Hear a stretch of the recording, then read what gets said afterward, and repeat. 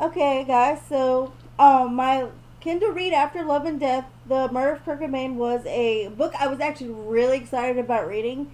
It's called Queen Mab, and I read it from July 1st to July 2nd, so you can tell I got through it really fast. It's by Kate Danley. I think that's how you pronounce her last name. And to tell you guys what it's about, it's a really interesting story about how in the beginning, Queen Mab, who we all know is the fairy the queen of dreams. She gives people dreams at night that Mercutio is kind of obsessed with in Romeo and Juliet. And basically, the book starts out where Queen Mab was tricked by another fellow god. He is actually the god of not a god like king. Not they're not gods. They want to be gods. They're more like just servants of the or demigods, if you will.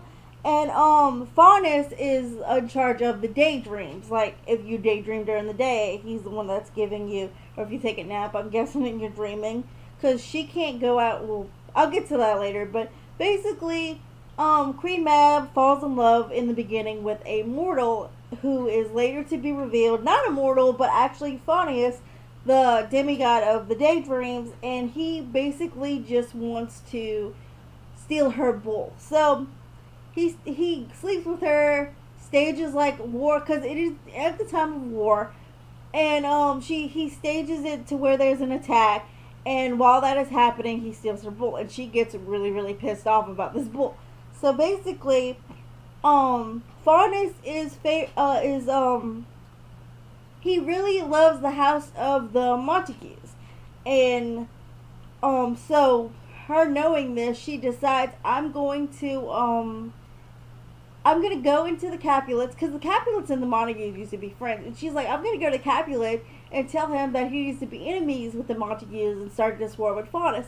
So she does that and starts this war and between the two, and it gets nuts. Well, time passes and it's still going on. The Capulets and the Montagues are still fighting, and well, eventually Mercutio comes back from the war and Queen Mab falls in love with him, but because that she set the Montagues and the Capulets to get against each other, another goddess, actual goddess that's above them, Juno, gets angry with her, and she's like, "You just did this because of a bull." So she punishes Queen Mab that she can't even go out during the day. She can only go out at night. If she goes out during the day, she'll die, and she wants to be she wants to get out of that, so but she becomes hard and cold. So her and Faunus, she bets Faunus um that she can make the Montagues fall, and he'll make the Capulets fall because they're on either side. And this is a really long summary, and it's kind of hard because there's a lot of double crossing in it to get everything right. But when Juno hears about this, because she doesn't know that Faunus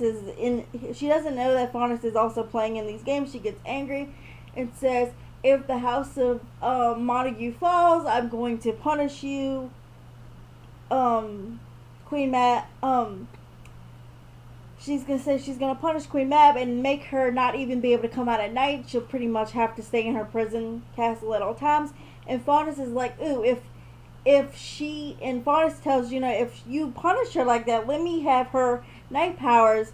So he also tries to get the House of Montague to fall, which is ironic later on because that's his house.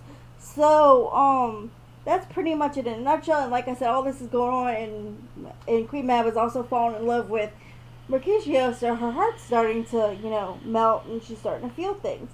And another part of the thing, besides her first punishment, when she's punished and I can't go out during the day, Juno says that she has to find love in order to be able to go out in the day again. So there's all that going together. It's a lot, but it's actually a really good read.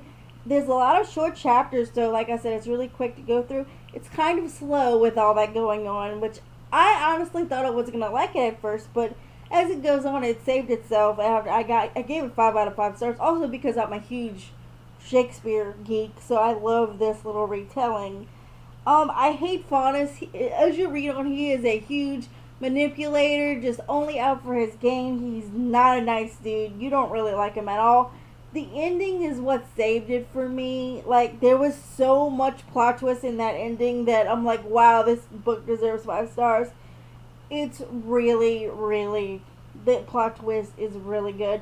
It pretty much stays true to the story of Shakespeare, except for the ending. I mean, the ending has changed because all this is going on, and it's really good. If you want a retelling that's different but still stays true to the overall feel, I highly recommend that you read this. Not only that, but the prose and the way that the author writes the descriptions and the speech is really beautiful. It's very, very stays true to Shakespeare. I really, if you like Romeo and Juliet or Shakespeare in general, you should read this.